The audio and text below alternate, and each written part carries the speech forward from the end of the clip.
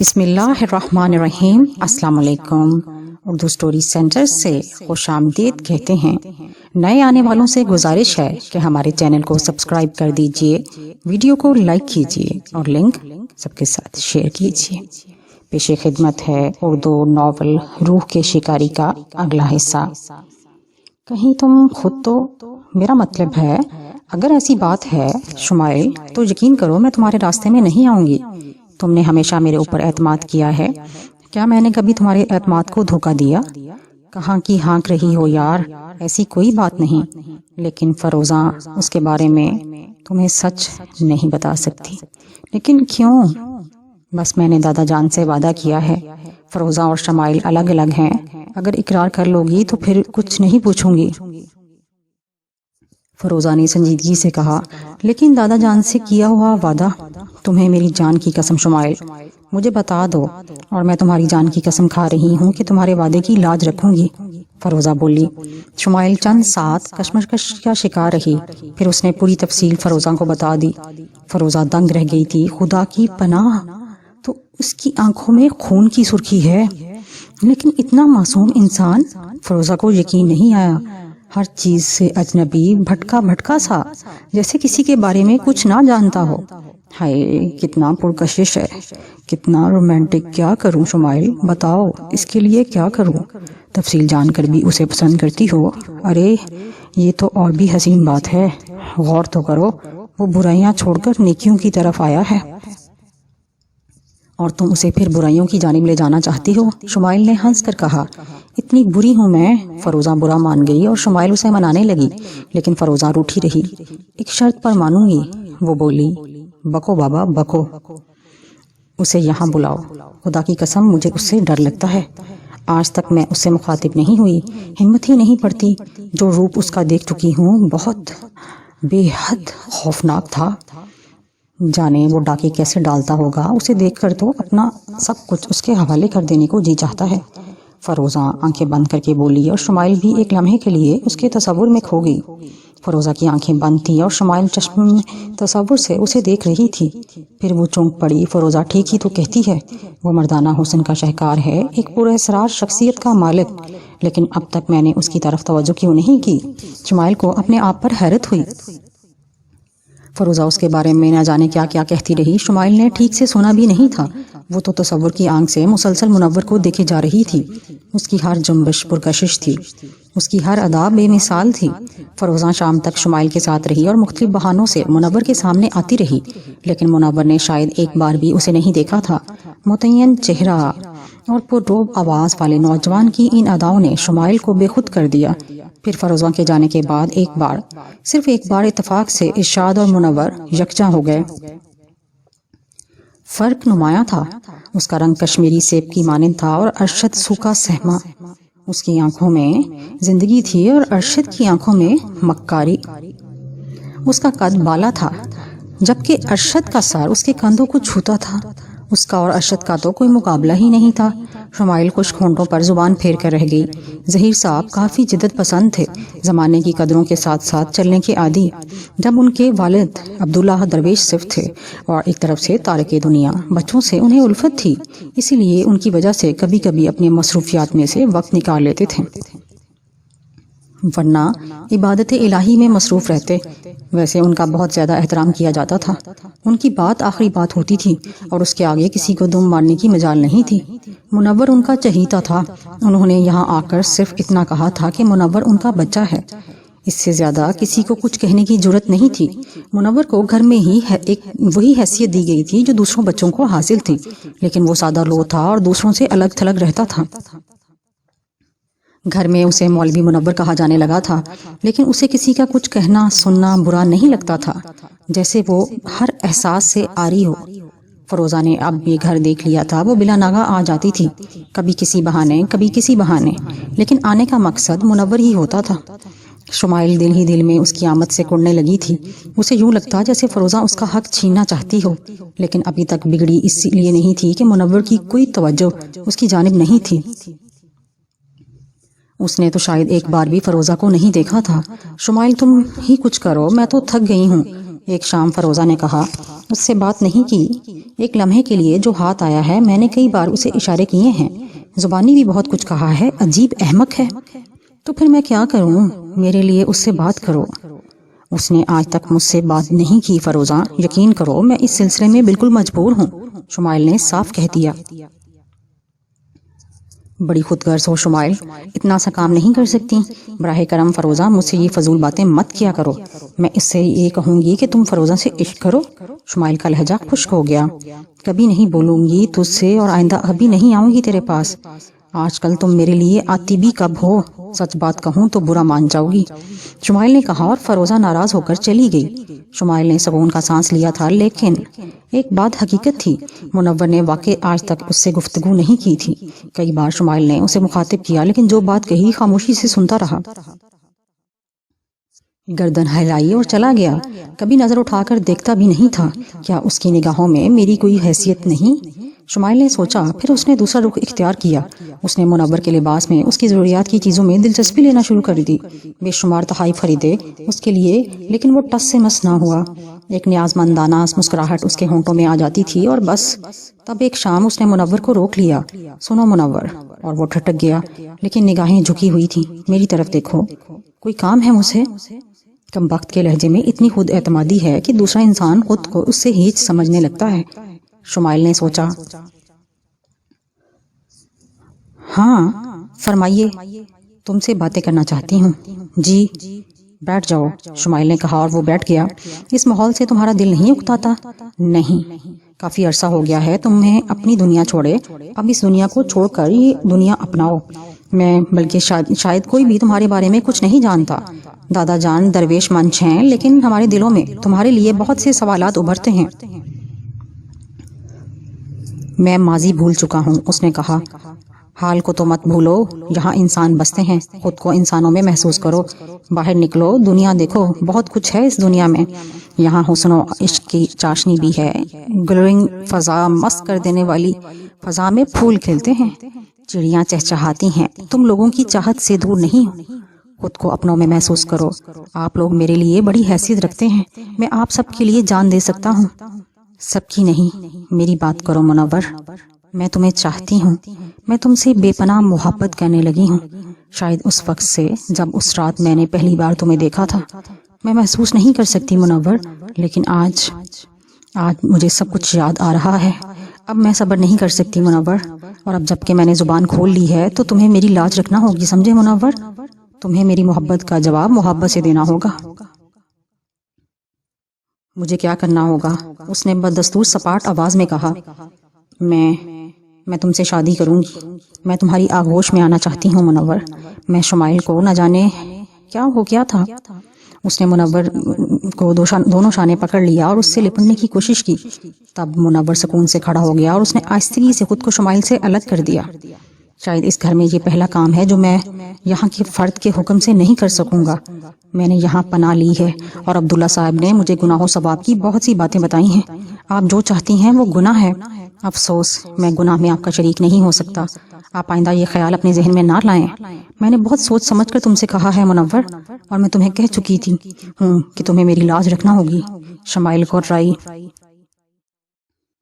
میں آپ کی اس نادانی کے بارے میں کسی سے کچھ نہیں کہوں گا، وہ بولا.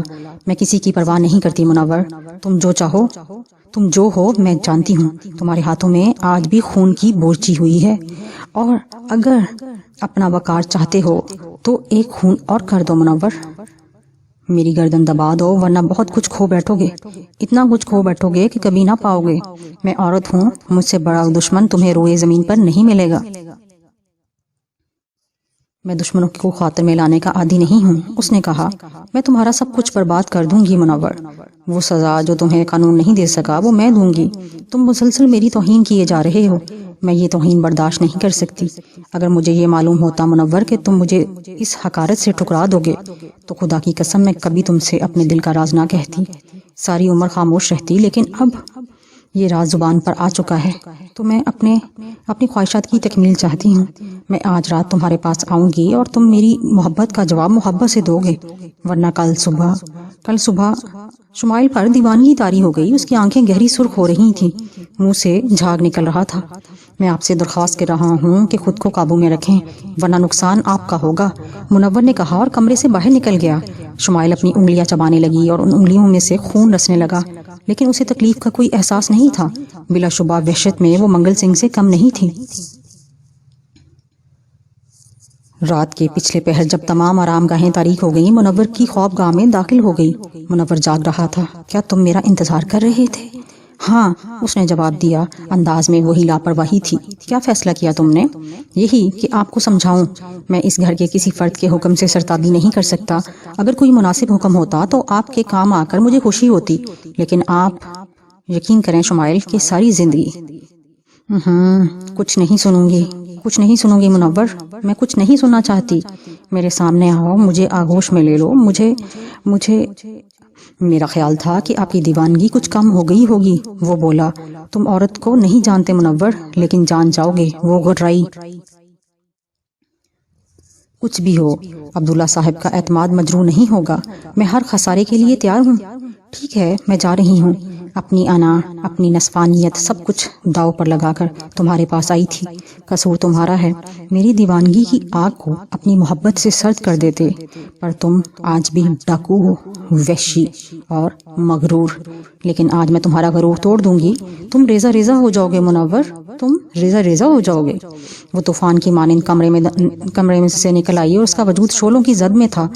ذہن میں جکھڑ چل رہے تھے۔ وہ ارشد کے دروازے پر رکی اور اس نے ہولے ہولے کئی بار دستک دی اور ارشد نے دروازہ کھول دیا۔ شمائل، اس کے منہ تحیر زدہ آواز نکلی اور شمائل نے جلدی سے اندر داخل ہو کر دروازہ بند کر لیا۔ ارشد عجیب سی نگاہوں سے اسے دیکھ رہا تھا۔ نائٹ بلب کی روشنی میں شمائل کے چہرے کی تمتماہٹ نے اسے پریشان کر دیا۔ ارشد، شمائل کی آواز تیز سانسوں کے درمیان ابھری۔ ہاں جان، میں خود کو تمہارے سپرد کرنے آئی ہوں۔ بولو، مجھے قبول کرو گے؟ آج میں تمہاری ہر خواہش کی تکمیل کروں گی۔ شمائل، ارشد کی آواز سے خوشی ٹپک رہی تھی۔ ہاں ارشد، لیکن تمہیں ایک ڈرامہ کرنا ہوگا میرے ساتھ مل کر۔ بولو، کرو گے؟ جان نچھاور کر دوں گا جانے من۔ تم صرف ڈرامے کی بات کر رہی ہو۔ بات کیا ہے؟ میں آج اس مغرور ڈاکو کے چیچڑے اڑانا چاہتی ہوں۔ میں نہ صرف اسے اس گھر میں رسوا کرنا چاہتی ہوں، بلکہ اسے گرفتار کروانے کی خواہش مند بھی ہوں، سمجھے؟ اور اس کے لیے اس پر آبرو ریزی کا الزام لگاؤں گی۔ یہ ثبوت اس کے خلاف ہوگا اور تم۔ اس کی آواز سرگوشیوں میں ڈوب گئی اور ارشد کے ہونٹوں پر شیطانیت ابھر آئی۔ تم جس طرح چاہو گی سب کچھ اسی طرح ہوگا، اس نے مسکراتے ہوئے کہا اور کمرے کا دروازہ بند کر لیا۔ دوسری صبح تمام لوگ ناشتے کی میز پر پہنچ گئے، لیکن شمائل نہیں پہنچی تھی۔ تب ظہیر صاحب نے ملازمہ سے اس کے بارے میں پوچھا۔ دیکھو کیا کر رہی ہے، بلا کر لاؤ، ظہیر صاحب نے کہا اور ملازمہ چلے گئی۔ لیکن چند ساعت کے بعد جب وہ واپس آئی تو اس کا سانس پھولا ہوا تھا، آنکھیں دہشت سے پھٹی تھیں۔ بی بی صاحب، چھوٹی بی بی، اس کی دہشت بھری آواز ابھری اور سب اچھل کر کھڑے ہو گئے۔ کیا بات ہے؟ ظہیر صاحب بدحواسی سے بولے اور پھر ملازمہ کے جواب کا انتظار کیے بغیر شمائل کے کمرے کی طرف دوڑے۔ دروازہ کھلا ہوا تھا۔ وہ اندر داخل ہو گئے اور اندر داخل ہو کر انہوں نے جو کچھ دیکھا اسے دیکھ کر انہیں چکر آ گیا۔ شمائل کے ہاتھ کمر پر بندھے ہوئے تھے، منہ میں کپڑا ٹھونسا ہوا تھا، اس کے بدن پر لباس کا ایک تار بھی نہیں تھا۔ جگہ جگہ خراشیں نظر آ رہی تھیں، یا تو وہ مر چکی تھی یا بے ہوش تھی۔ ظہیر صاحب نے دوسرے لمحے خود کو سنبھالا اور دروازے پر آ جمے۔ تمام لوگ پہنچ رہے تھے۔ رک جاؤ، تم لوگ وہیں رک جاؤ، انہوں نے ڈوبتے الفاظ میں کہا اور اپنی بیگم کو اندر بلا کر دروازہ اندر سے بند کر دیا۔ بیگم کی حالت بھی خراب ہو گئی تھی۔ بڑی مشکل سے ظہیر صاحب نے انہیں سنبھالا اور دونوں نے مل کر شمائل کے منہ سے کپڑا نکالا، اس کے ہاتھ کھولے اور اسے لباس پہنایا۔ اس کی سانسیں اعتدال پر تھیں۔ ڈاکٹر کو بلاؤ، بیگم نے لرزتی آواز میں کہا۔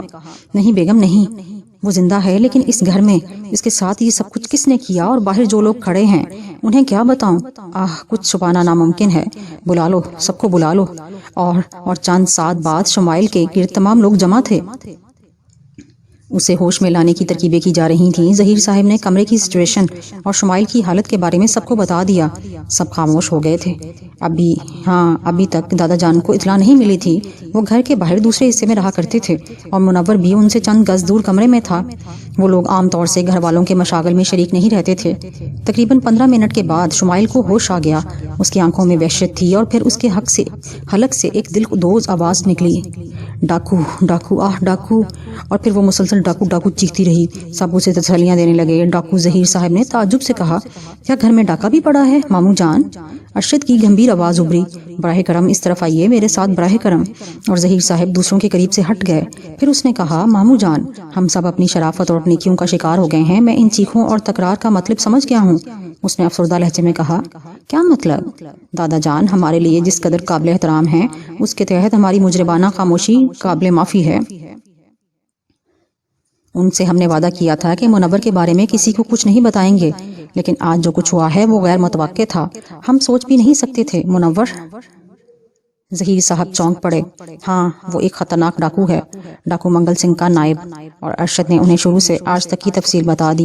ظہیر صاحب کا چہرہ سرخ ہو گیا تھا. وہ ہیجانی کیفیت کا شکار ہو گئے تھے. پھر انہوں نے تمام لوگوں کو شمائل کے کمرے سے نکال دیا اور شمائل کو دلاسا دینے لگے. تمہارے ساتھ یہ زیادتی کس نے کی؟ شمائل بتاؤ, یہ زیادتی کس نے کی؟ منور, ڈاکو منور, شمائل نے کہا, اور وہ دونوں ہاتھوں سے منہ ڈھام کر سسکیاں لینے لگی.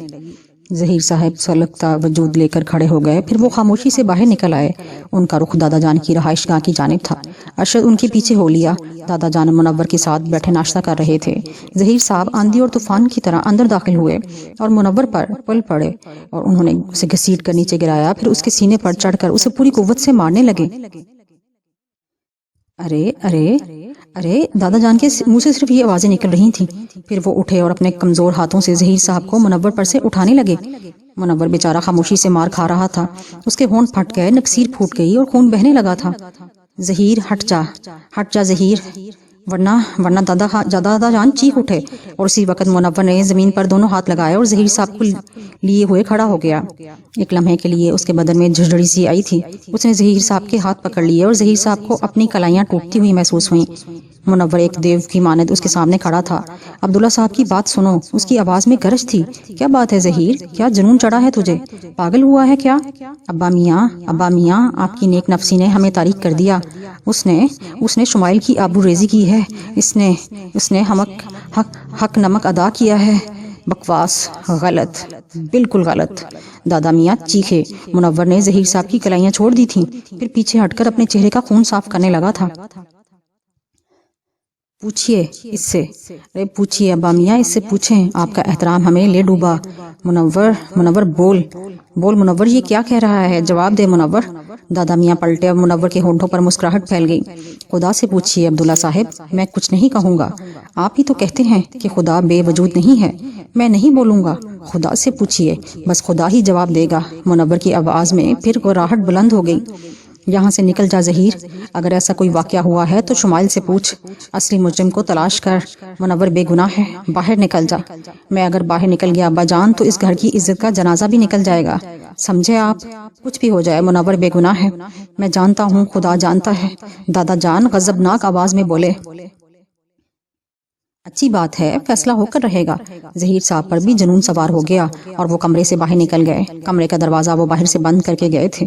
پھر پولیس آئی اور منور کو گرفتار کر کے لے گئی. ہسپتال سے شمائل کی بھی رپورٹ حاصل کر لی گئی. شمائل نے بیان دیا کہ منور دھوکے سے اس کے کمرے میں گھس آیا تھا اور وہ اس کبھی ہکل ڈاکو سے نہیں بچ سکی. ارشد نے بیان دیا کہ منور منگل سنگھ کا نائب تھا. اس نے پوری تفصیل بتا دی اور پورا گھر مسائل کا شکار ہو گیا. جیل کی تنگ و تاریک کوٹھی میں اسے پورے 1 ماہ گزر چکا تھا. اس کے پورے بدن پر لاتعداد زخم تھے. عجیب ہنگامے جاری تھے. اسے دوبارہ عدالت میں پیش کیا جا چکا تھا. آبرو ریزی کا مقدمہ تو قائم ہی تھا, لیکن زخم اس لیے لگائے گئے تھے کہ وہ منگل سنگھ کے ٹھکانے بتا دے. نہ جانے کہاں سے پولیس افسر آئے اور اس سے منگل سنگھ کا پتہ پوچھنے کے لیے اس پر مشق ستم کرتے رہے, لیکن اسے منگل سنگھ کے شانے سے بہتا ہوا خون جات تھا. اس کے الفاظ جات تھے. ایک قطرے کی قیمت وصول کریں گے تجھ سے سسرے, ایک قطرے کی, اور وہ اس خون کی قیمت ادا کر رہا تھا. ایک لفظ بھی نہیں نکلا تھا منگل سنگھ کے بارے میں اس کے منہ سے. شہر کے تمام اخبارات کا موضوع وہی تھا. ظہیر صاحب کا گھرانہ بدنام ہو کر رہ گیا تھا. پولیس نے ان لوگوں کو بھی خوب پریشان کیا. بہرحال اب تک پولیس اس سے منگل سنگھ کے بارے میں کچھ نہیں معلوم کر سکی تھی. تب ایک شام کچھ نئے قیدی جیل میں آئے اور انہیں بند کر دیا گیا. رات کے آخری پہر اچانک جیل میں خوفناک دھماکے ہونے لگے. ہینڈ گرنیڈ اور سٹین گنوں کا استعمال ہوا. منور بھی اٹھ کر بیٹھ گیا۔ دفتن اس کی کوٹری کا دروازہ کھلا اور کچھ لوگ اندر گھس آئے۔ آؤ منور، ایک آواز ابھری اور یہ آواز منور کے لیے اجنبی تھی۔ سوچنے کا وقت نہیں ہے، آؤ۔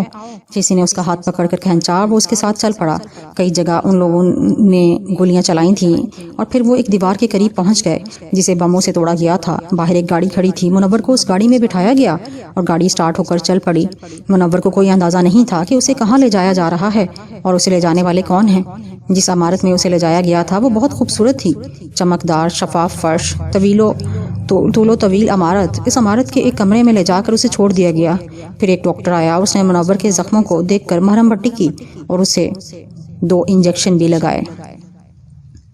اب تم آرام سے سو جاؤ، تمہیں نیند آ جائے گی۔ اور منور کو نیند آ گئی، خوب گہری نیند سویا۔ اور دوسری صبح جب وہ جاگا تو اسے ایک شکل نظر آئی، سفید لباس میں ملبوس، سفید صورت، سادہ سے نقوش اور بڑی بڑی ہموار آنکھوں والی، جو اسے جاگتے دیکھ کر مسکرا پڑی تھی۔ کیسے ہو تم؟ اس نے پوچھا۔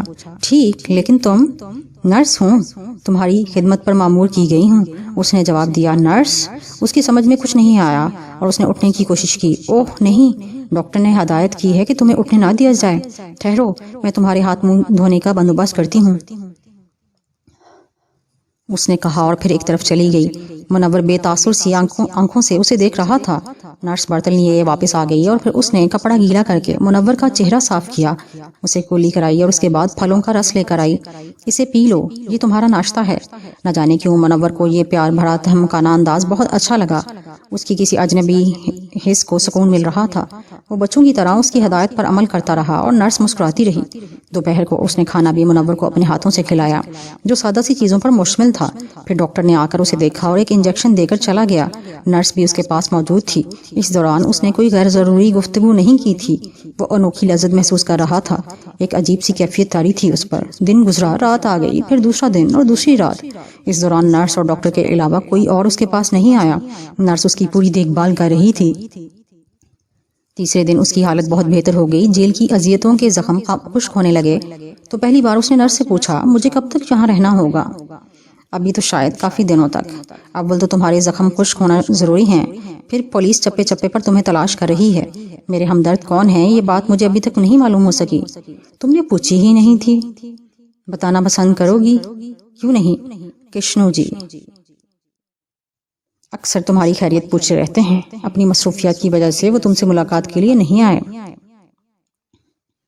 کشنو جی کون ہیں؟ اس گروہ کے سربراہ، لڑکی نے جواب دیا۔ گروہ؟ وہ تعجب سے بولا، ارے ہاں، تمہیں تو گروہ کے بارے میں کچھ نہیں معلوم۔ جس طرح منگل سنگھ کا گروہ ہے، اسی طرح کشنو جی کا بھی گروہ ہے، دونوں کا ایک ہی کام ہے۔ اوہ، تو کیا وہ بھی ڈاکے ڈالتے ہیں؟ گھوڑوں پر بیٹھ کر بستیاں نہیں لوٹتے، شہر میں بینک لوٹے جاتے ہیں، اسمگلنگ اور بلیک مارکیٹنگ ہوتی ہے، بلیک میلنگ بھی کی جاتی ہے اور نشہ آور ادویات بھی فروخت کی جاتی ہیں۔ کشنو جی کا گروہ یہ کام کرتا ہے۔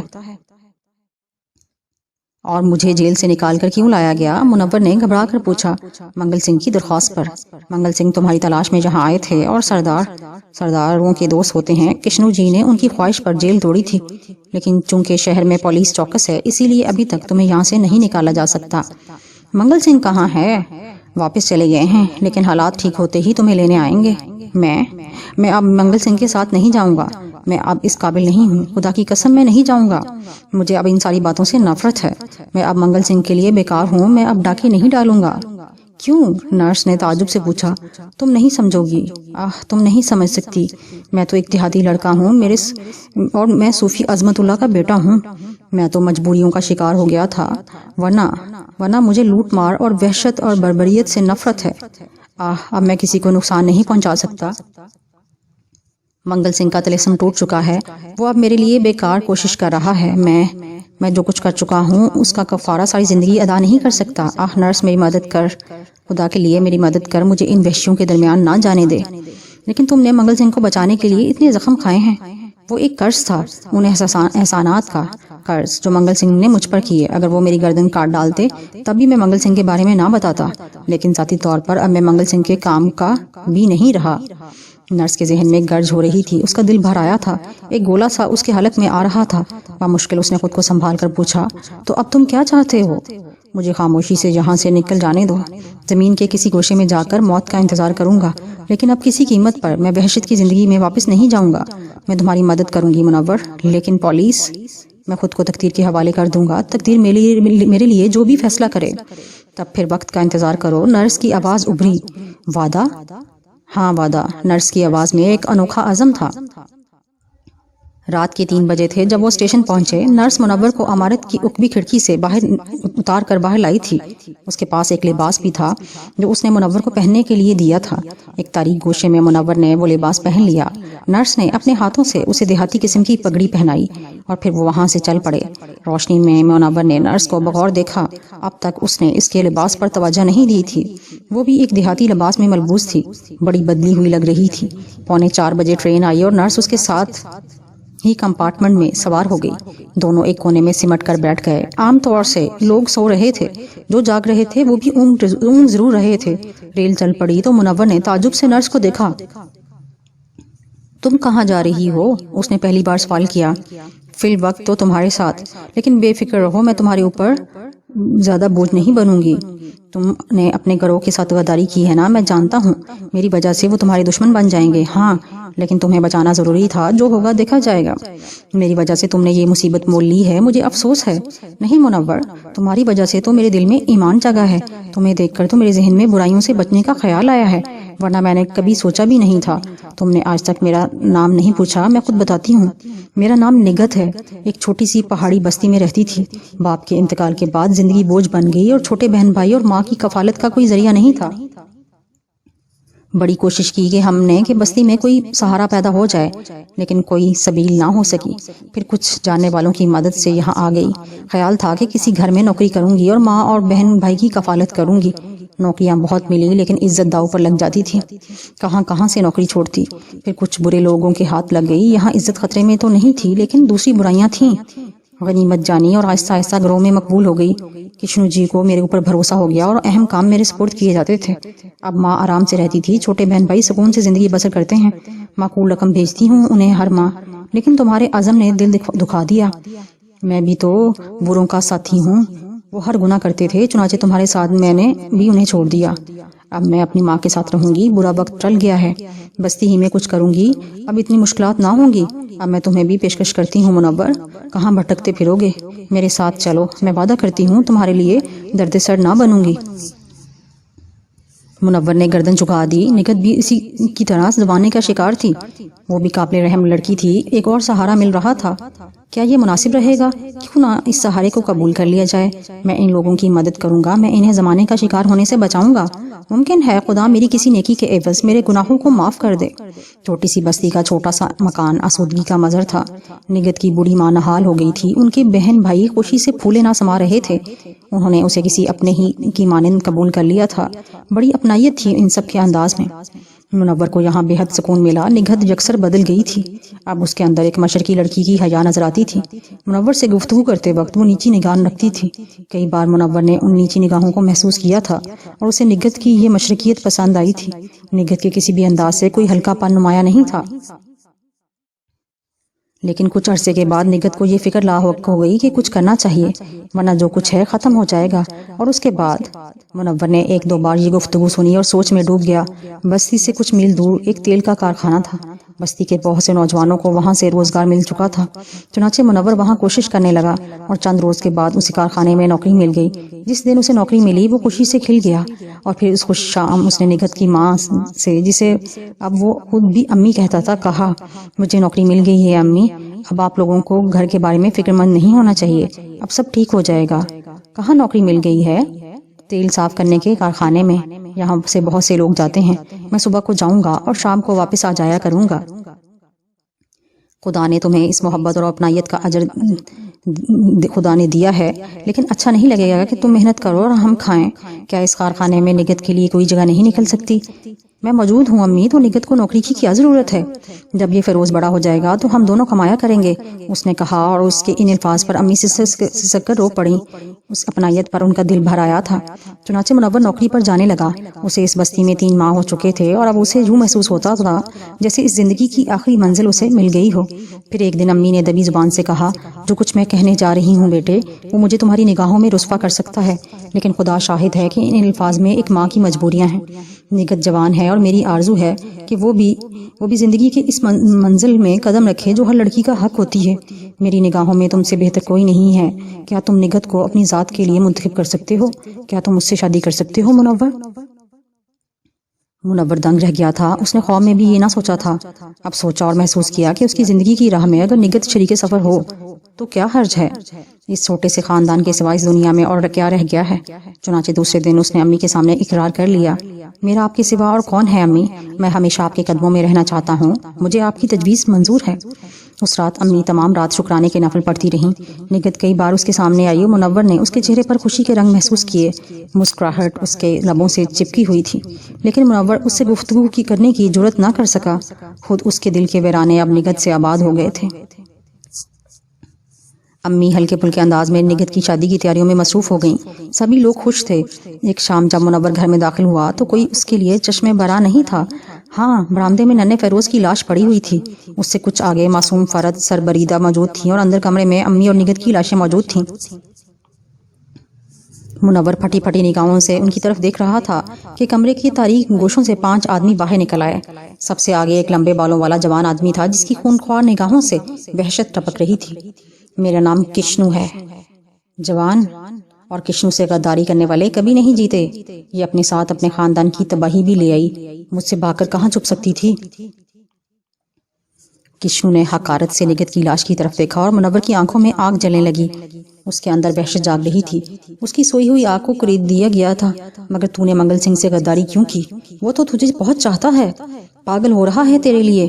پرانی دوستی چھوڑ دی اس نے تیرے لیے اور مجھ پر دشمنی پر آمادہ ہو گیا۔ 1 مہینے کی آخری مہلت دی ہے اس نے مجھے کہ تجھے ڈھونڈ نکالوں، ورنہ خیر تو مل ہی گیا۔ میرے ساتھ چل منور، عورتوں کے لیے کی تیرے لیے کیا کمی، لائن لگا دوں گا، چل میرے یار۔ ایک لونڈیا کے لیے سب کچھ چھوڑ دیا تھا۔ کشنو، منور کے منہ سے دھاڑ نکلی اور دوسرے لمحے اس نے کشنو کو اٹھا کر دیوار سے دے مارا۔ کشنو کا سر پھٹ گیا تھا۔ اس نے اٹھنے کی کوشش کی تو منور اس کی طرف پھر لپکا، لیکن اس وقت کشنو کے چاروں ساتھی اس پر ٹوٹ پڑے۔ منور وحشی ہو رہا تھا۔ اس نے ان میں سے ایک کی گردن پکڑ لی اور اس وقت تک دباتا رہا جب تک اس کی آنکھیں اور زبان باہر نہ نکل آئیں۔ دوسرے 3 آدمی اسے بری طرح مار رہے تھے، لیکن وہ اپنے آدمیوں کو نہ بچا سکے، اور جب وہ مر گیا تو منور دوسرے کی طرف متوجہ ہو گیا۔ اس کا وحشی وجود اب کسی انسان کے بس کا نہیں تھا۔ کشنو اپنا سر پکڑے ہوئے آہستہ آہستہ دروازے کی طرف کھسک رہا تھا اور اس کے تینوں ساتھی زندگی اور موت کی کشمکش میں گرفتار تھے۔ پھر ان میں ایک اور کم ہو گیا۔ منور نے پہلے اس کی دونوں آنکھیں پھوڑ دیں، پھر اس کے چاروں ہاتھ پاؤں توڑ کر اسے تڑپنے کے لیے چھوڑ دیا۔ باقی 2 بھاگ جانے کی فکر میں تھے، لیکن منور نے انہیں نکلنے نہ دیا۔ اس نے دونوں کی گردنیں دبوچ لیں اور انہیں اس وقت تک دیوار سے مارتا رہا جب تک ان کے بھیجے نہ نکل پڑے۔ تب وہ کشنو کی طرف متوجہ ہوا، لیکن اس موقع سے فائدہ اٹھا کر کشنو نکل چکا تھا۔ خدا کی قسم کشنو، میں تجھے زمین کی گہرائیوں میں بھی نہیں چھوڑوں گا۔ منور دروازے کی طرف لپکا، لیکن کشنو کا اب وہاں کوئی نشان نہیں تھا۔ نہیں چھوڑوں گا کشنو، کبھی نہیں چھوڑوں گا۔ منور کے حلق سے دھاڑیں نکل رہی تھیں۔ وہ دوبارہ اندر آ گیا اور اس نے نگہت کی لاش نزدیک بیٹھ کر اس کا سر اٹھایا اور گود میں رکھ لیا۔ دیر تک اسے دیکھتا رہا، پھر اس نے اس کی پیشانی کو بوسہ دیا اور خاموشی سے باہر نکل آیا۔ کشنو کا گروہ معمولی نہیں تھا، لیکن وہ اندھیرے کے اس تیر کو کس طرح روکتے جو رات کی تاریکیوں اور دن کے اجالوں میں نمودار ہوتا تھا اور قتل و غارت گری کر کے اس طرح نکل جاتا تھا جیسے صابن سے تار۔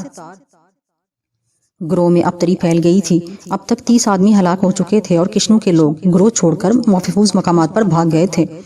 خود کشنو کے حواس گم تھے۔ اس پر 2 طرفہ مصیبت نازل ہوئی تھی۔ ایک طرف منگل سنگھ تھا تو دوسری طرف اس کی جان کا دشمن منور۔ منگل سنگھ سے اس کی جھڑپ بھی ہو گئی تھی۔ اس نے کہا تھا کہ منگل سنگھ کسی طرح منور کو روکے، ورنہ وہ پولیس سے مدد لے گا۔ بہرحال وہ چھپتا پھر رہا تھا۔ اس کا سارا کاروبار بند پڑے تھے اور عجیب سا ہراس پھیلا ہوا تھا۔ زندگی کشنو پر عذاب ہو کر رہ گئی تھی۔ بالآخر وہ مجبور ہو کر پولیس کی پناہ میں پہنچ گیا۔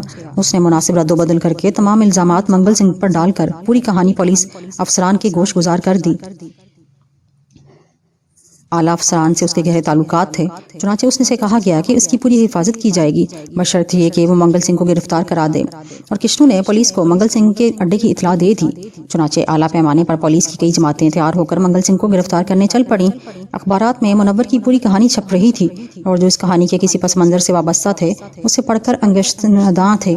کچھ ایسے بھی تھے جو موت کے خونی ہاتھ اپنے گردن کے گرد محسوس کر رہے تھے اور اس خوف کا شکار ہو گئے تھے کہ اب جب منور اپنی پرانی پرانی زندگی میں واپس لوٹ گیا ہے تو کشنو کے بعد اس کی باری بھی آئے گی۔ منور کی گرفتاری کے لیے پولیس دن رات سرگرداں تھی، لیکن ابھی تک نام و نشان نہ پا سکی تھی۔ ہاں، اس دوران منور نے کشنو کے گروہ کے چند اور افراد کو قتل کر دیا تھا اور انہیں ڈھونڈ ڈھونڈ کر نکال رہا تھا۔ ان حالات سے کشنو بری طرح نروس ہو گیا، حالانکہ بذات خود وہ بھی دلیر انسان تھا، ایک بہت ہی دلیر انسان، لیکن منور کی درندگی سے وہ لرز گیا تھا اور پھر اس سے واسطہ بھی پڑ چکا تھا۔ سر میں 12 ٹانکے لگے ہوئے تھے اور ابھی تک حالت درست نہیں ہوئی تھی۔ نہ جانے کیوں اسے احساس ہونے لگا تھا کہ پولیس اس کی حفاظت نہیں کر سکے گی، اسے خود ہی اپنا بندوبست کرنا چاہیے۔ چنانچہ اس شہر کی نواحی بستی میں وہ اپنے گھر چلا گیا۔ اس گھر کے بارے میں صرف چند لوگوں ہی کو معلوم تھا اور کشنو کو یقین تھا کہ منور یہاں نہیں پہنچ سکے گا۔ یہاں آنے کی اطلاع بھی کسی کو نہیں تھی اور کوئی سوچ بھی نہیں سکتا تھا کہ کشنو کی پناہ گاہ کہاں پر ہے۔ 15 دن گزر گئے، کشنو کی حالت بہتر ہوتی گئی۔ اس نے فیصلہ کر لیا تھا کہ چند ماہ گھر سے باہر قدم ہی نہیں نکالے گا۔ وہ اس پر عمل پیرا تھا، لیکن 16ویں دن کی شام کو جھٹپٹے میں جب اس کی ماں بھگوان کے چرنوں پر بیٹھی پوجا کر رہی تھی اور وہ کھڑکی میں کھڑا آسمان پر چھانے والے اندھیرے کو گھور رہا تھا، اچانک عقب میں قدموں کی چاپ سنائی دی۔ اس نے بے اختیار پلٹ کر دیکھا اور اس کے حلق سے گھٹی گھٹی چیخ نکل گئی۔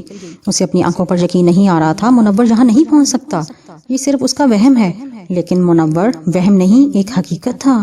اس کے خوبصورت چہرے پر خون کی سرخی چھائی ہوئی تھی۔ منور نہ جانے کس طرح اس کی آواز نکلی، میں نے قسم کھائی تھی کشنو کہ میں تجھے زندہ نہیں چھوڑوں گا۔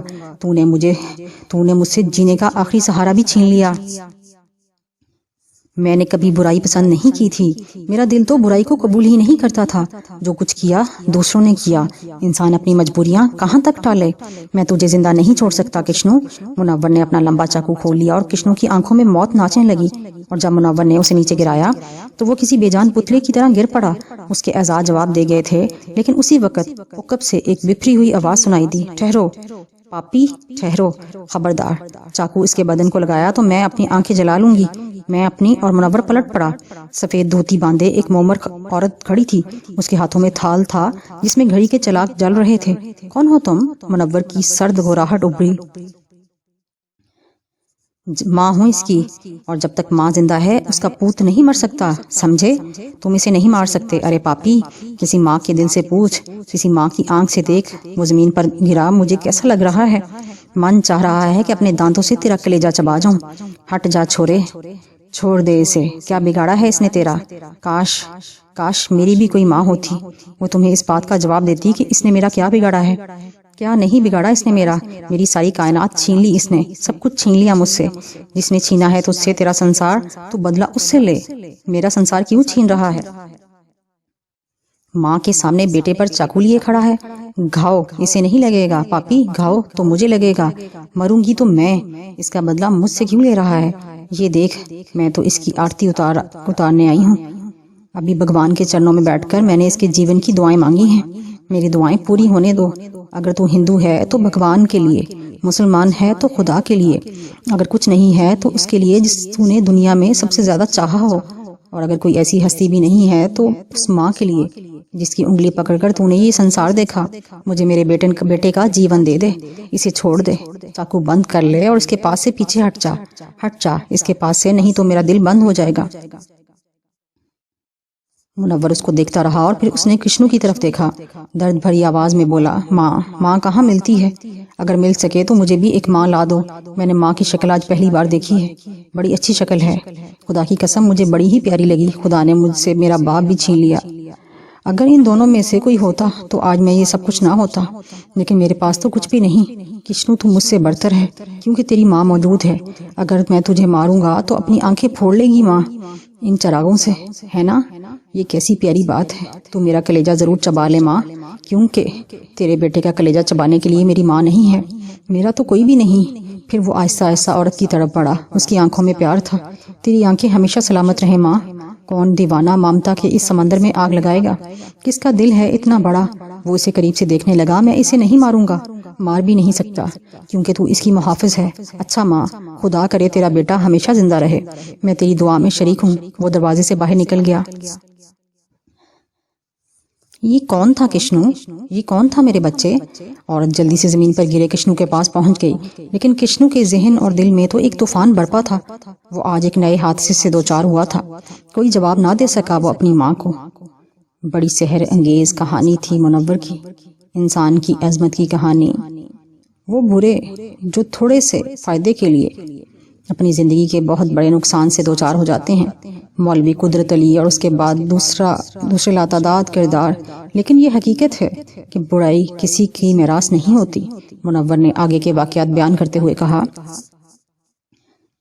اور اس کے بعد نہ جانے کہاں کہاں بھٹکتا پھرتا رہا۔ تم یقین کرو دوست، اگر خودکشی حرام نہ ہوتی تو میں ضرور زندگی کھو دیتا۔ مجھے زندگی سے کوئی دلچسپی نہیں رہ گئی تھی۔ طویل عرصے تک مارا پھرتا رہا۔ اس کے بعد نہ جانے کیوں میرے دماغ میں یہ بات سمائی کہ ماحول بدل دیا جائے، حالات بدل دیے جائیں، کسی ایسی جگہ نکل جایا جائے جہاں ماضی کی کوئی یاد نہ پہنچے۔ حالانکہ یادیں تو اپنے اندر بستی ہیں، بھلا یادوں سے کون پیچھا چھڑا سکتا ہے؟ میں انہی یادوں کو لے کر اس جہاز سے سفر کر رہا تھا۔ زندگی نہ جانے کیوں یہاں تک لے آئی۔ برف کے ان خوفناک ویرانوں میں آ کر بھی میں خوفزدہ نہیں ہوں، کیونکہ میں نے سوچ لیا تھا کہ زندگی سے پنجہ کشی کی جائے۔ دیکھو تو صحیح، زندگی اور موت کی یہ محاذ آرائی کب تک جاری رہے گی؟ زندگی جب تک مجھے لیے پھرے گی میں زندہ رہوں گا، اور موت جب بھی آئی اسے خوشی سے گلے لگا لوں گا۔ منور تو اپنی کہانی سنا کر خاموش ہو گیا۔ میں نے اپنے ذہن میں اس کہانی کی ترتیب کر لی تھی۔ صوفی عظمت اللہ سے واقعات کا آغاز ہوتا تھا، جو اپنی بستی کے ایک نیک اور دیندار آدمی تھے، اور بات ختم ہوتی تھی یہاں تک۔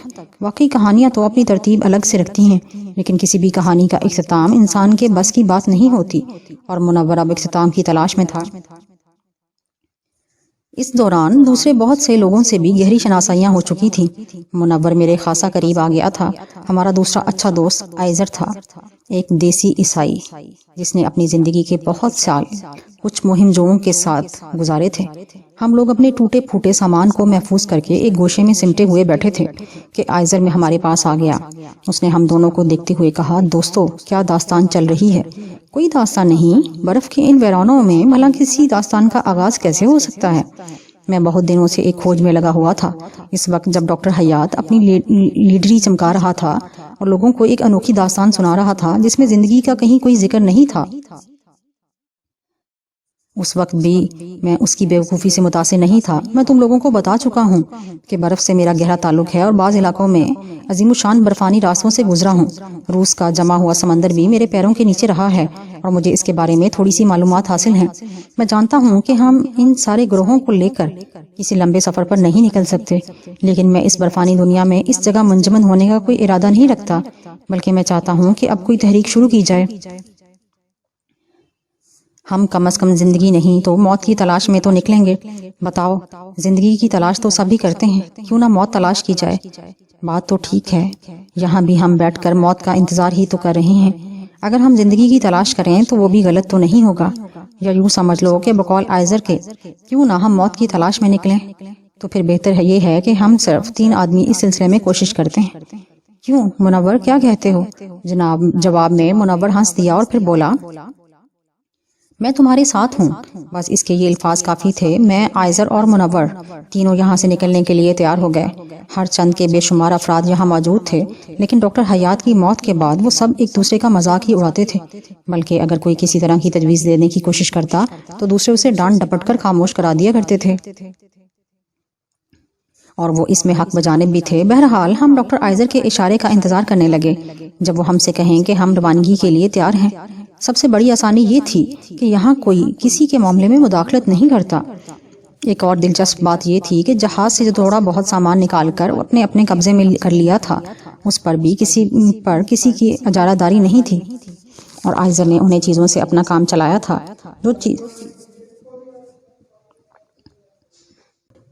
بہرحال ہم ڈاکٹر آئزر کے اشارے کا انتظار کرنے لگے جب وہ ہم سے کہے کہ ہم لوگ روانگی کے لیے تیار ہیں۔ سب سے بڑی آسانی یہ تھی کہ یہاں کوئی کسی کے معاملے میں مداخلت نہیں کرتا۔ ایک اور دلچسپ بات یہ تھی کہ جہاز سے جو تھوڑا بہت سامان نکال کر اپنے قبضے میں کر لیا تھا، اس پر کسی کی اجارہ داری نہیں تھی، اور آئزر نے انہی چیزوں سے اپنا کام چلایا تھا۔ جو چیز رسیوں کی شکل میں بٹ سکتی تھی اسے رسیوں کی شکل میں بٹ لیا گیا تھا۔ کچھ خاص قسم کے تھیلے بھی بتائے گئے تھے جو جہاز کی سیٹوں کے پھٹے ہوئے کینوس کے تھے یا ایسے جو وہاں سے حاصل کر لیے گئے تھے، کچھ تھوڑے تھوڑے تختے جنہیں ان رسیوں کی مدد سے پیروں میں باندھ لیا گیا تھا۔ یہ تختے خوب چوڑے تھے اور پھسلنے میں مدد دے سکتے تھے۔ بہرحال ایک ایسی صبح جو سورج سے محروم تھی اور آسمان پر گہرے بادل چھائے ہوئے تھے، ہم لوگوں نے اپنے اس سفر کا آغاز کر دیا تھا۔ میں، منور اور آئزر اپنے مختصر سے سامان کے ساتھ برف پر پھسلنے لگے تھے اور دیکھتے ہی دیکھتے اس نو آبادی سے دور نکل آئے تھے جو جہاز کے حادثے کی وجہ سے یہاں آباد ہو گئی تھی۔ دل میں بڑا دکھ تھا ان تمام لوگوں کو چھوڑتے ہوئے جن میں سے کوئی کسی کا شناسا نہیں تھا، لیکن سب نے ایک ساتھ جہاز پر سفر کیا تھا، اور جب مصیبت آئی تھی تو سب ایک دوسرے کے ہمدرد ہو گئے تھے۔ پھر اس کے بعد جو زندگی یہاں گزری تھی، لگتا تھا ایک طویل عرصہ یہاں گزر گیا اور ہم لوگ صدیوں سے یہاں آباد ہیں۔ وہی خاص طرح کا انسانی تصور جو انسان کے دل میں رہتا ہے۔ برف سے مچھلیوں کا حصول بیچارہ ڈاکٹر حیات بتا گیا تھا، اور ہم بھی چونکہ اس کام میں مصروف رہے تھے، اس لیے مچھلیاں حاصل کرنے میں ہمیں کوئی دقت نہیں ہوتی تھی۔ ہم انہیں اپنے تھیلے میں محفوظ کر لیا کرتے تھے۔ ہمارے 2 دن تو خیریت سے گزر گئے، لیکن تیسرے دن برف کے ایک زبردست طوفان سے واسطہ پڑا جس سے آگے بڑھنے کے راستے بند ہو گئے۔ ہم لوگ کئی گہری برف میں دھنس گئے۔ جب یہ طوفان تھما تو برف کے بڑے بڑے تودے ہمارے گرد پڑے ہوئے تھے۔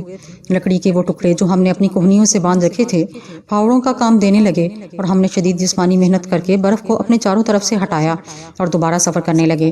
ہمارے راستے کی سب سے بڑی مصیبت وہ بڑے بڑے گھڑے تھے جن کے اوپر برف کائی کی مانند جمی رہتی تھی، اور جو ہی اس پر بوجھ پڑتا یہ برف پھٹ جاتی اور انسان اس گھڑے میں گر کر ہمیشہ کی نیند سو جاتا۔ یہ جان لیوا برفانی گھڑے قدم قدم پر موجود تھے، لیکن یہاں آئزر کی تجربے کاری کام آ رہی تھی، اور نہ صرف خود کو بلکہ ہمیں بھی ان سے بچاتا ہوا آگے بڑھ رہا تھا۔ تیسرے دن شام کے 5 بجے کے قریب اچانک ہی سرد ہواؤں کا طوفان ہمارے اطراف میں پھیل گیا۔ سرد ہوائیں اتنی شدید تھیں کہ ہم نے اپنے جسم کے گرد جو چیتھڑے لپیٹ رکھے تھے وہ بالکل بے مقصد ہو گئے۔ ہم نے جس حد تک ہو سکتا تھا اپنے بدن کے سارے حصوں کو کس کر باندھ لیا تھا۔ بہرحال ان سرد ہواؤں نے ہمارے جسم کے خون کو جمانا شروع کر دیا۔ خاص طور پر یہ ہوائیں آنکھوں پر بہت برا اثر ڈال رہی تھیں، اور یوں لگتا تھا کہ جیسے ہماری آنکھوں کی بینائی ختم ہو رہی ہے۔ اس حالت میں آئزر کی مہارت بھی کام نہیں آ رہی تھی۔ برفانی گھڑوں کو عبور کرنا ایک ناممکن عمل تھا۔ چنانچہ آگے کے سفر کا ارادہ ملتوی کر کے ہم نے ان تھیلوں میں گھس کر جان بچائی جو موٹے موٹے واٹر پروف کپڑے کے تھے۔ ہم جن علاقوں میں سفر کر رہے تھے وہ ایسے تھے جہاں انسان تو کیا انسانی تصور نے بھی قدم نہیں رکھا تھا۔ بہرحال ہم گرتے پڑتے آگے بڑھ رہے تھے۔ آئزر نے اپنی ڈیوٹی سب سے آگے لگائی تھی اور وہ برفانی گھڑوں کا جائزہ لے کر ہماری رہنمائی کر رہا تھا۔ بلا شبہ وہ ایک ماہر آدمی تھا، اور اس نے جو کچھ کہا تھا وہ غلط نہیں تھا۔ آئزر کے پیچھے پیچھے منور تھا، اور سب سے پیچھے میں اپنی زندگی کا سب سے ہولناک سفر کر رہا تھا۔ جیسا کہ میں کہہ چکا ہوں کہ کہانی لکھنا بے حد آسان ہے۔ ہولناک سے ہولناک منظر اپنے گھر کی میز پر بیٹھ کر لکھ دینا کوئی مشکل کام نہیں ہے۔ اس کے 1/5 سے بھی واسطہ پڑ جائے تو زندگی کا مزہ آ جاتا ہے۔ بہرحال اس دن موسم خوشگوار اور صاف تھا، اور ہم ایک کسی قدر نرم برفانی میدان میں پھیلتے جا رہے تھے۔ آئزر کے کہنے کے مطابق اس برفانی میدان میں برفانی گھڑوں کا کوئی خطرہ بھی نہیں تھا، چنانچہ ہم کسی حادثے اور رکاوٹ کے بغیر آگے بڑھتے چلے گئے۔ لیکن ہم نہیں جانتے تھے کہ ایک لرزہ خیز واقعہ ہمارا منتظر ہے، اور بات وہی قدرت کی آ جاتی ہے کہ قدرت جسے زندہ رکھنا چاہے یا جسے ختم کرے۔ ہماری ترتیب بدلتی رہتی تھی، اور ہم لوگوں کے فاصلے ایک دوسرے سے اچھے خاصے ہوا کرتے تھے، لیکن اتنے نہیں کہ ایک دوسرے کے اشارے یا آوازیں نہ سن سکیں۔ ہم آگے جا رہے تھے کہ اچانک ایک جگہ سے ایک پرشور آواز کے ساتھ برف پھٹی اور اس میں سے پانی نکلنے لگا۔ یہ یقیناً کوئی برفانی گھڑا تھا۔ اس وقت ترتیب یوں تھی کہ آئزر تو معمول کے مطابق سب سے آگے تھا، میں اس کے پیچھے اور منور سب سے پیچھے۔ میں اور آئزر تو اس گھڑے سے آگے نکل چکے تھے، لیکن منور ابھی پیچھے تھا۔ ہم نے پلٹ کر پرشور آواز کے ساتھ پھٹنے والی برف کو دیکھا، اور اسی وقت آئزر حلق پھاڑ کر چیخا تھا۔ اس نے چیخ کر کہا، رک جاؤ، وہیں رک جاؤ، اور فوراً ہم لوگ مزید آگے بڑھ گئے، لیکن دوسرے ہی لمحے ہم نے دیکھا کہ منور اس گھڑے میں گر کر غائب ہو گیا ہے۔ یہ وقت ایسا نازک اور خطرناک تھا کہ خود ہماری اپنی زندگیاں بھی شدید خطرے میں تھیں۔ برفانی گھڑا لمحہ بہ لمحہ وسیع ہوتا جا رہا تھا، اور عین ممکن تھا کہ اس کے نیچے پانی کا دباؤ اور بڑھتا جاتا، اور جس مقام پر ہم کھڑے تھے وہاں بھی اچانک گھڑا نکل آتا۔ چنانچہ کوئی ترکیب نہیں تھی کہ ہم منور کی خیریت معلوم کرنے کے لیے رکتے، اور خیریت بھی کیا تھی، ہمیں پتا تھا کہ اس طرح سے پھٹ جانے والی برف کے نیچے کیا ہوتا ہے۔ چنانچہ ایک غم کے ساتھ ہم دونوں تیزی سے آگے بڑھ گئے۔ ہمارے پورے وجود لرز رہے تھے، اور خاص طور سے جو منور کی پوری کہانی سن چکا تھا، اس کی کہانی کا ایک ایک لفظ مجھے یاد تھا۔ ہم واقعی موت کی تلاش میں نکلے تھے، اور منور موت کو پانے میں کامیاب ہو گیا تھا۔ تھوڑی دیر آگے جانے کے بعد ہم نے پلٹ کر دیکھا تو برفانی گھڑا اپنی جگہ رک گیا تھا۔ ہمارے ضمیر ہمیں ملامت کر رہے تھے کہ ہم نے اپنے دوست کو اس حال میں چھوڑ کر جانا پسند کیا۔ آئزر ایک بہادر انسان تھا، اس نے کہا، کیا کہتے ہو، ہم منور کا جائزہ لیں، ہو سکتا ہے وہ زندہ بچ جائے۔ آؤ، میں نے پوری ہمت کے ساتھ کہا۔ واقعی اپنے آپ پر شرم آ رہی تھی۔ ہم سوچ رہے تھے کہ اگر منور مر گیا تو ہمیں اس سے بچا تو نہیں سکتے، لیکن ہم اس طرح اپنی جانیں بچا کر بھاگ گئے تو اپنے ضمیر کی خلش کو کبھی نہ روک سکیں گے۔ اپنے ہاتھ سے بنائی ہوئی رسیوں کا ایک سرا آئزر نے اپنے کمر میں اور دوسرا میری کمر میں باندھا، اور پھر ہم دونوں زمین پر لیٹ کر پیٹ کے بل ایک ایک انچ رینگتے ہوئے اس گھڑے کے کنارے تک پہنچے۔ یہ ایک انتہائی خوفناک کام تھا۔ ہم بالکل نہیں کہہ سکتے تھے کہ برف کی کائی کس جگہ اس قدر نرم ہو کہ ہم نگل لیں، لیکن ہم اپنے آپ کو باز نہیں رکھ سکے۔ آخرکار ہم اس گھڑے کے کنارے بالکل پہنچ گئے، اور گھڑے میں نظر ڈال کر ہمارے سر چکرا گئے۔ یہ گھڑا ہمارے اندازے کے مطابق 150-2 فٹ گہرا تھا، اور اس کی تہہ میں اندھیرے کے سوا کچھ نہیں تھا۔ وہاں ایک آدمی کیا اگر 1000 آدمی بھی گرتے تو ان کا سراغ نہ ملتا۔ تو ہم آئزر حلق پھاڑ پھاڑ کر چیخنے لگا اور منور کی اب کو آوازیں دینے لگا، مگر یہ آوازیں برفانی گھڑے میں ایک بھیانک گونج پیدا کر کے گھڑے میں ہی کہیں گم ہو جاتی تھی۔ صرف ایک بار ایک چیخ کی سی شکل میں آواز سنائی دی تھی۔ ہم وہاں 3 گھنٹے تک روکے رہے اور آخرکار مایوس ہو گئے۔ آئزر ایک درد مند اور اچھا انسان تھا، اس کی آنکھیں آنسو بہا رہی تھیں۔ بہرحال اس کے بعد ہم وہاں سے آگے بڑھ گئے۔ نہیں کہا جا سکتا تھا کہ ہم لوگ خود بھی زندہ رہیں گے یا نہیں، کچھ سمجھ میں نہیں آ رہا تھا۔ نہ جانے کتنے دن اس طرح گزر گئے، اور ہمارا یہ اندازہ یہ تھا کہ ہم کم از کم 15 دن تک چلتے رہے۔ حالانکہ میں نے کبھی زندگی میں اس قسم کی مشقت کا کام نہیں کیا تھا، لیکن قدرت انسان کے جسم میں وہ تمام قوتیں بھر دیتی ہے جو اسے مشکلات سے گزار دیتی ہیں۔ منور بیچارہ زندگی کھو بیٹھا تھا، اور میرے اپنے ایمان کے مطابق اس کی زندگی بس یہیں تک تھی۔ غرض یہ کہ ہم دونوں سفر کرتے رہے۔ پھر آئزر کی ہمت بھی جواب دینے لگی۔ وہ خاصا ہٹا کھٹا اور ورزشی جسم کا انسان تھا، لیکن ناقابل برداشت سردی، بھوک، ٹھنڈک اور تھکن اس پر غالب آتی جا رہی تھی۔ پھر وہ بیمار ہو گیا، اس کے سینے میں درد اٹھا، اور آخرکار اس نے سسک کر ایک دن جان دے دی۔ اب میں اس ہیبت ناک دنیا میں تنہا رہ گیا، جہاں ہولناک سناٹوں کے سوا اور کچھ نہ تھا۔ نگاہوں کی آخری حد تک برف ہی برف دکھائی دیتی تھی۔ میری حیثیت ایک حقیر اور ذلیل کیڑے کی تھی۔ آئزر کی موت کو بھی کافی دن گزر گئے، لیکن میں مسلسل سفر کر رہا تھا۔ نہ جانے یہ سفر کب تک جاری رہے گا۔ مجھے لگتا تھا کہ زندگی بس اسی طرح ختم ہو جائے گی۔ پھر ایک دن میرے پیروں میں بھی شدید درد ہونے لگا، اور اس طرح میں رکنے پر مجبور ہو گیا۔ میں نے ٹھٹرے ہوئے ہاتھوں سے اپنے جوتے اتارے، اور یہ دیکھ کر میری روح سمٹ کر کلیجے میں آ گئی کہ جوتوں کے ساتھ ہی دونوں ایڑیوں کی گلی ہوئی کھال بھی میرے ہاتھ میں آ گئی تھی۔ ایک لمحے تک میں پتھر کے بت کی مانند ان ایڑیوں کو تکتا رہا اور سوچنے لگا کہ اب کیا مجھے آگے کا سفر کرنا چاہیے۔ بہرحال زندگی بڑی قیمتی چیز ہوتی ہے۔ میں نے وہ دھجیاں ایک بار پھر اپنے پیروں پر باندھی جس پر نئی کھال آ رہی تھی، پھر جوتے اور مضبوطی سے باندھے، اور پھر گرتا پڑتا اپنی نامعلوم منزل کی جانب چل پڑا۔ موت میرے ساتھ ساتھ سفر کر رہی تھی۔ تھکن اور بھوک سے نڈھال ہو کر میں سستانے کے لیے ہر آدھے گھنٹے بعد برف پر لیٹ جاتا، اور کوئی نادیدہ قوت مجھے آگے بڑھنے پر اکساتی۔ بہرحال پھر اسی دن زندگی میں ایک عجیب و غریب کیفیت سے دوچار ہوئی۔ میں آگے بڑھ رہا تھا کہ برف کی زمین پھٹی، اور میں گہری تاریکی میں گرتا چلا گیا۔ پھر ایک جھٹکا سا لگا، اور مجھے محسوس ہوا کہ میں کسی گھڑے میں لٹک گیا ہوں۔ یہ حادثہ اتنی برق رفتاری سے پیش آیا کہ ایک لمحے کے لیے میرے سارے حواس جواب دے گئے تھے۔ پھر جب ہوش و حواس کسی حد تک درست ہوئے تو میں نے اپنے اندر کے انسان کو تلاش کیا، اور مجھے پتا چلا کہ یہ شخص ہر قیمت پر جینا چاہتا ہے۔ میں جینے کی جدوجہد میں مصروف ہو گیا۔